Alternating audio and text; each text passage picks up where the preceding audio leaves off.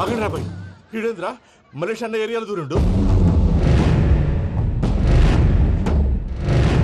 ఏం రా సోడా మా ఎంకన్న ఎమ్మడబడుతుంది. వాడేం చేసిండో ఎరకేనా అన్న? ఈ రోజు మన సోడా సాంబయ్య గారు ఎమ్మెల్యేగా పోటీ చేస్తున్నారంటే అది మనందరికీ గర్వకారణం. సోడా కొట్లో కూర్చున్న ఆయన్ని తీసుకెళ్లి అసెంబ్లీలో కూర్చోబెట్టాల్సిన బాధ్యత మనందరి మీద ఉంది. సారీ సార్, ఎక్కడ రావాడు? అదే నేను చూస్తున్నాను సార్. అదిగో వచ్చేసాడు సార్. టైం అయిపోయింది, రాబాయ్ బాబు. అరే ఏం భయ అంత లేట్ చేసినావు? మోపెట్ ట్రబుల్ ఇచ్చింది, అందుకే లేట్ అయింది. ఇగో చూడు, ఊకి అపోజిషన్ తిట్టుడే కాదు, నన్ను కూడా ఎలివేట్ చేయాలి అంటే పొగడాలి. మా పనే అది, కాకపోతే నాకు రాజకీయాలు తెలియవు. అవును సార్, అందుకే మీరు పాయింట్లన్నీ పేపర్ మీద పెట్టించారనుకో అన్న షూర్ అయిపోతాడు. ఆల్రెడీ మీ అపోజిషన్ లిస్ట్ కూడా మాకు వచ్చింది. అట్టనా? అరే ఇచ్చేయి, మన ఫైల్ కూడా ఇచ్చేయి. అలాగే సార్. చల్ షురూ కర్. మీరు అలా కూర్చోండి. అన్న మూర్తి గారి దగ్గర పోయి నీ యూరో ప్రోగ్రామ్ దగ్గర అనుకోని వస్తా. ఇది అయిపోగానే డైరెక్ట్ గా మీటింగ్ వచ్చేసాయన్న. లిస్ట్ ఇవ్వు, యదమ్మతి మరిపో నువ్వు. వస్తా అన్న. ఏయ్, వాడు మన పేరు తిన్నప్పుడల్లా మీరు చప్పట్లు కొట్టాలి. గది చూసి కిందున్న మనోళ్ళు ఫాలో అయిపోతారు. అందరికీ నమస్కారం. ప్రోగ్రామ్ స్టార్ట్ చేసే ముందు ప్రార్థన చేయటం నా అలవాటు. ఎందుకంటే సడన్ గా వర్షం రాకూడదు, కరెంటు పోకూడదు, కరెంటు వైర్ల మీద పడి ఎవరు రాలిపోకూడదు. రెడీగా ఉండండి రా. నమో వెంకటేశ. వెంకటేశ్వర స్వామిని తెలుసుకున్నానని మిగతా దేవుళ్ళు తక్కువ చేయడం నా ఉద్దేశం కాదు. ఎవరు గొప్పతనం వాళ్ళది. ఉదాహరణకి రెడీగా ఉండండి రా. వినాయకుడు, ఆయన ఏం తక్కువ తిన్నాడా? ఆ దేవుళ్ళ మీటింగ్ గురించి ఆపేసి మా మీటింగ్ సంగతి చూడు. సమయాభావం వల్ల అందరి దేవుళ్ళు కవర్ చేయలేకపోతున్నాను. ఇప్పుడు మీ అందరికి ఒక ముఖ్యమైన వ్యక్తిని పరిచయం చేయబోతున్నాను. రెడీగా ఉండండి రా. చిట్టి బాబు. చూడ్డానికి పొట్టిగా ఉన్న చాలా గట్టివాడు. వీడు ఇప్పుడు ఒక వ్యక్తి గురించి కొన్ని నిజాలు చెప్పబోతున్నాడు. ఆ వ్యక్తి ఎవరో కాదు, రెడీగా ఉండండి రా. Is none other than soda Sambayya. 5వ తారీఖు అంటే అది. అయ్యో బాబాయ్, ఫైల్ మారిపోయింది. భయ్య పరిస్థితి ఏంటో తిప్పు తిప్పు. చిట్టి బాబు, మన సోడా సాంబయ్య గురించి కొంచెం చెప్పు. ఆయన చాలా కింద నుంచి పైకొచ్చాడు. చిన్నప్పుడు స్కూల్లో పక్కోడి బలిపాలు పెన్సిల్ దొబ్బేసేవాడు. అంటే శ్రీకృష్ణుడు టైప్ అనమాట. గివెందుకు చెప్పిస్తున్నాడు రా? లీడ్ తీసుకుంటున్నాడు, ఏదో ఉంటా సార్. చిన్నప్పుడు ఇలాంటి చిలి పనులు అందరూ చేస్తారు. వేరే ఏమన్నా చెప్పు. థియేటర్లో బ్లాక్ టికెట్లు అమ్ముకునేవాడు. చెప్పమంటావా? బ్లాక్ టికెట్లా? ఏంటి చిట్టు బాబు? దొంగ నోట్లు కూడా మార్చేవాడు. చెప్పాలి. దొంగ నోట్లా? ఏంటిలా నోరేళ్ళు పెట్టావు? అమ్మాయిలను దుబాయ్ సైట్లకు అమ్మేవాడు. ఆ విషయం కూడా చెప్పమంటావా? ఆవేశపడకండి, పబ్లిక్ ఏదో ఉంటది. చచ్చా, సోడా సాంబయ్య అలాంటి మనిషి కాదు. నా ఓటు ఆయనకే. వాడు ఓటేస్తే సర్వనాశనం అయిపోతాడు. ఇంత చెప్పాక కూడా బుద్ధిన వాడు ఎవడు వాడు ఓటేయడు. మరి? రాళ్ళేస్తాడు. ఏదో ఉంటా సార్. ఇదేంటి చిట్టు బాబు, ఆ మీటింగ్ లో పడాల్సిన రాళ్ళు ఇక్కడ పడుతుంది. సోడా సాంబయ్య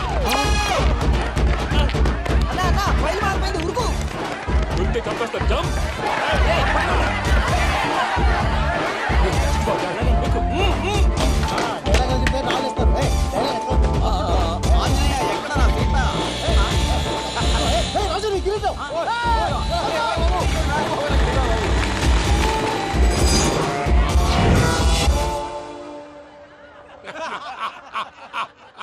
టోటల్ గా సోడా గ్యాస్ తీసేసిండన్నమాట.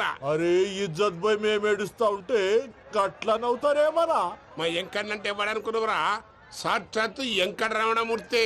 మరిగా సామె మా ఎంకన్నతోని నిజం చెప్పించిండు. అరే ఏమన్నా లాజిక్ మాట్లాడుతున్నావు? అరే అదగాడిని అప్పగించు, లేదంటే గాడిని ఎలా తీసుకెళ్లాలో మాకెరకనే.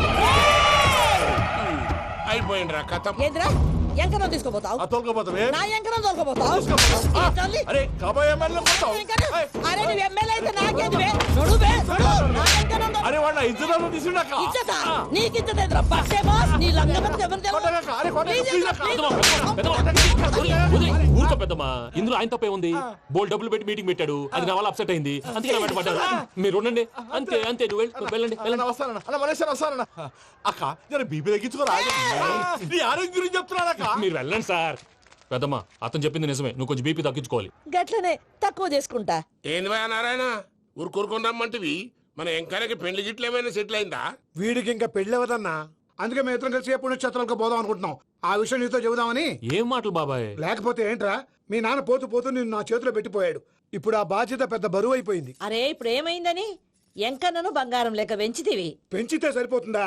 వీడికి 20 సంవత్సరాల వయసు వచ్చినప్పటి నుంచి సంబంధాలు చూస్తున్నాం. మొదట్లో వర్షాకాలంలో వర్షాలలాగా విపరీతంగా వచ్చాయి. తర్వాత ఎండాకాలంలో వర్షంలాగా అప్పుడప్పుడు వచ్చాయి. ఇప్పుడు కరువు వచ్చినట్టు అసలు రావడమే మానేసి. బాబాయ్, జీవితం తోట లాంటిది. అందులో మనం తోటకూర లాంటి వాళ్ళం. తోటకూరతో పప్పు చేసుకోవచ్చు, వేపుడు చేసుకోవచ్చు, అంతేగాని రసం సాంబార్ చేసుకోలేం కదా. సంబంధం గురించి మాట్లాడుతుంటే సంబంధం లేకుండా మాట్లాడతావేంట్రా? సంబంధం ఉంది పిన్ని. నా డ్రీమ్ గర్ల్ కనిపించే వరకు పెళ్లి చేసుకోవాలని చెప్పాను కదా. నా చిన్నప్పటి నుంచి ఏ మాట చెబుతున్నాడు. ఆ డ్రీమ్ గర్ల్ ఎక్కడుందో ఎలా తెలుస్తుంది? నాకు తెలుస్తుంది. తుఫాన్ వచ్చే ముందు హెచ్చరికలాగా ఆ అమ్మాయి ఎదురుపడినప్పుడు నాలో కొన్ని కదలికలు వస్తాయి. తను నా దగ్గరకు వస్తుంటే గాలిలో గులాబీ పూలు వాసన వస్తుంది. అంతెందుకు, ఆకాశంలో సూర్యుడు 1000 రెట్ల కాంతితో నా పక్కన నిలబడినట్టుంటుంది. సూర్యుడు పక్కన నుంచుంటే కనిపించేది అమ్మాయి కాదు, యముడు. నీ ఫ్రస్ట్రేషన్ నాకు అర్థమైంది. ఒక విధంగా పెళ్లి లేట్ అవడం మన మంచికే. మంచిగా? మరి ఇప్పుడు మన ఇంటికి వచ్చేది కోడిపిల్ల కాదు, ఆడపిల్ల. కోటి ఆశలతో వస్తుంది. అందుకే ఆమెకి ఏ ఇబ్బంది లేకుండా ఫ్లాట్ తో పాటు ఫర్నిచర్ కూడా కొన్నాను. రేపు నానో కారు కూడా వచ్చేస్తుంది. ఇప్పుడు నేను పెళ్లికి రెడీ. జస్ట్ నా డ్రీమ్ గర్ల్ కనపడమే లేటు. చూసావా అన్న, ఎక్కడికి వెళ్ళా మళ్ళీ ఆ డ్రీమ్ గర్ల్ దగ్గరికే వస్తాడు. వీడికి జన్మలో పెళ్ళేయట్లేదు. ఇక మన పోదాం పదవే. నువ్వు పరిశ్రమ కుక మన ఎంకన్న జాతకంలో దోషం గిట్లుందేమో జర చూపిద్దాం.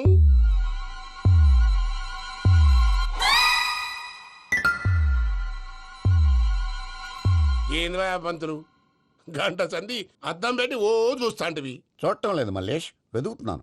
బాబు చెప్పిన డేట్ ఆఫ్ బర్త్ కి జాతకానికి ఎక్కడ మ్యాచ్ కావట్లేదు. అర్థమైంది. డేట్ ఆఫ్ బర్త్ ఏం చెప్పావురా? December 13th. ఏ సంవత్సరం? ప్రతి సంవత్సరం. ఎదవ తెలివితేటలు చూపించకండి. ఎందుకండి తక్రారు? 1985 అని ఇక్కడ మెన్షన్ చేశారు. బాబు ఏంటి అలా కొట్టుకుంటున్నా? అబద్ధం చెప్పినప్పుడల్లా అలా కొట్టుకుంటాడండి. నిజం చెప్తే నేను ఎవరైనా కొడతారా? Why are you wasting my time? అసలు విషయం నేను చెప్తాను పంతులు గారు. మీరు ఆగండి, నేను చెప్తాను. ఏంటి అప్పుడు పుట్టావా? అప్పుడు పుట్టకూడదండి. ఎప్పుడైనా పుట్టొచ్చు. ఈ డేట్ అయినా కరెక్టేనా? నేను అబద్ధం ఎప్పుడు ఒకసారి చెప్తాను. ఓహో, అదొకటి ఉందన్నమాట. ఎప్పుడు సెట్ అయింది? అయితే నా డ్రీమ్ గర్ల్ తో మ్యాచ్ సెట్ అయిపోద్దా? గ్రహాలన్నీ ధర్నా చేసినట్టు ఒకే రూమ్ లో ఉండిపోయినాయి. క్లమ్జీగా ఉంది. పోనీ డేట్ ఇంకోసారి చెప్పంటారా? నో నీడ్ మా. అయితే పెళ్ళి ఇప్పుడు చెప్పండి. పోలవరం ప్రాజెక్ట్ లాగే నీ జాతకంలో కూడా క్లారిటీ లేదు రాజా. పలాసా గారు, మీకు చూడటం రాదని చెప్పండి. అంతేగాని మిడిమిడి జ్ఞానంతో జాతకం చెప్పి ఓ పసివాడి జీవితంతో ఆడుకోవద్దు.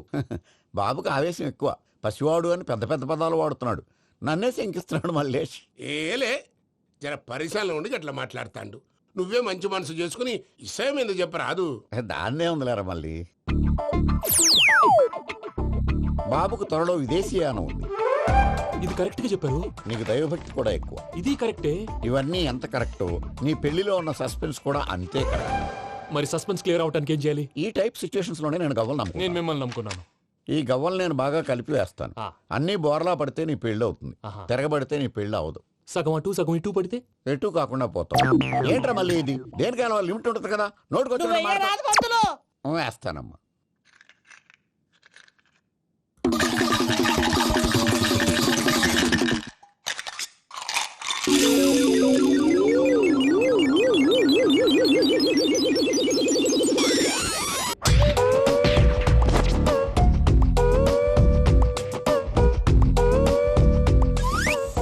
పోదకూడదు బాబు. జాతకం మనం రాయకూడదు. ఉన్నది చదువుకోవాలి. దీని అర్థమైంది పంతులు గారు. మీవాడు కూడా ఈ గవ్వలాగే ఒంటరిగా మిగిలిపోవచ్చు. అలాంటి మాటలు అనొద్దు పంతులు గారు. ఇంకోసారి ట్రై చేయండి. తప్పు బాబు.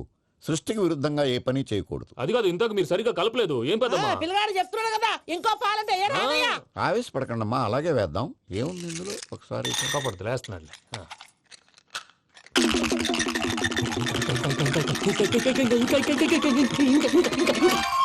నువ్వు కల్.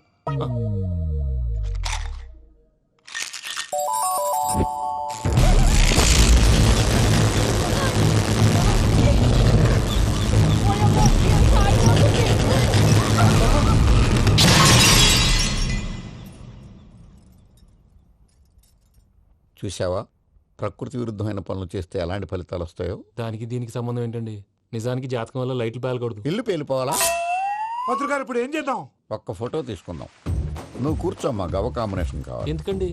గవ్వ నిలబడడం ఎవరైనా చూసావా? పాలపంత వచ్చినప్పుడు వింత అనుకున్నాం. ఇది అంతకంటే పెద్ద వింత. ఫోటో జంప్ చేసే. ఇంక నువ్వు లేవచ్చు రమణ. త్వరలోనే ప్రపంచం అంతమైపోతుందని టీవీ 9లో చెప్తే నమ్మలేదు. ఈ పరిణామాలన్నీ చూస్తుంటే నమ్మాల్సి వస్తుంది వెంకటరమణ. ఈ జాతకుడికి పెళ్ళంటూ జరిగితే 1 నెలలో జరిగిపోవాలి. లేకపోతే జీవితంలో పెళ్లి యోగం లేదు. ఇంకోటి ఉందమ్మా, త్వరలో నీకు రాహుగ్రహ ప్రభావితుడైన ఒక కేతువుగాడు పరిచయం అవుతాడు. దాంతో నీ జీవితంలో పెనుమార్పు సంభవిస్తుంది.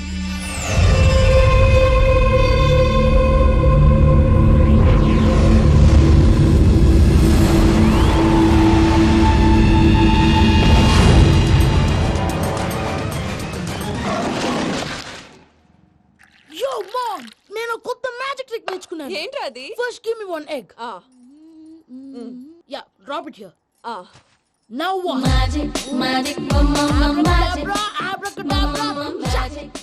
రెండు వచ్చినాయిరా భలే ఉందిరా మీ పప్ప కూడా చూపించరా ఎంజాయ్ చేస్తారు. ఓ మామ్ ఆర్ట్ పెళ్లి తెలియని వాళ్ళకి చూపించినా కూడా వేస్టే. ఏమండి పొద్దున్నే అంత సీరియస్ గా టీవీ చూస్తున్నారేంటండి? కాఫీ తీసుకోండి. ఏమండి కాఫీ తీసుకోండి. అరే, ఏమండి? ఏమండి? పప్పి! ఏమండి?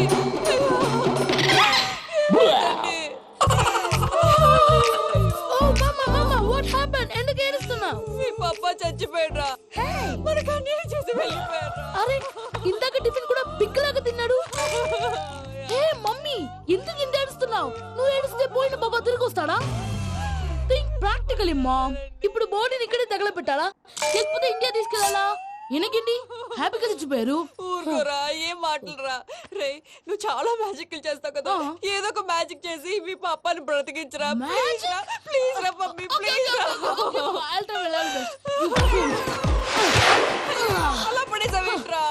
Ma'am please don't disturb me. ఇదంతా ట్రీట్మెంట్.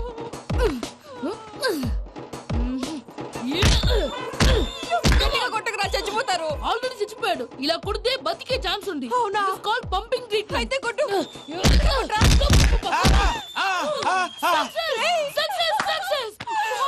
ఏమైందిరా? మీరు చచ్చిపోయారండి. వెంటనే పమ్మిగాడు పట్టు వదులుకుండా మీ గుండెల మీద గుద్ది మీకు ఊపిరి పోసాడు. ఇంకా చెప్పుంటే తెలిసిన పోసేవాడు. వెంటనే ఈ విషయం పెద్దవాళ్ళకి నేను ఎవరైనా పెద్ద మనిషి ఆయనంటే 10 మందికి చెప్పడానికి నువ్వేంట్రా? నేను చచ్చిపోయానని అమ్మ వెక్కి వెక్కి ఏడుస్తుంటే నువ్వు సైలెంట్ గా ఉన్నావేంటి? నేను ఏడ్చాను ఎంతో అబద్ధాలు చెప్పక నేను చూడలేదనుకున్నావా? చచ్చిపోయారు కదా, మీరెలా చూసారు? చచ్చిపోతే ఆత్మ స్ట్రైట్ గా పైకి వెళ్ళిపోద్దా? ఎవరు ఏడుస్తున్నారో లేదో చెకప్ చేసుకుని మరీ వెళ్ళిపోద్ది. అవును పూజ లేచిందా? లేపమంటారా? పూజ అని లేకపోద్ది. తండ్రి లేని పిల్ల కాసేపు పడుకొని అన్నట్టు రేపు ఇండియా నుంచి కళాకారులు వస్తున్నారు ప్రోగ్రామ్ ఇవ్వడానికి. మనం కూడా వాళ్ళతో పాటు బయలుదేరాలి. నేను చెప్పారు కదండి. మరి ఇక్కడ నిల్చున్నావంటే వెళ్ళి సమర్థతల్లో. పాపా నేను ఇందాక ఏడవలేదని ఫీల్ అయ్యావు కదూ. ఈసారి చచ్చిపో తప్పకుండా ఏడుస్తా.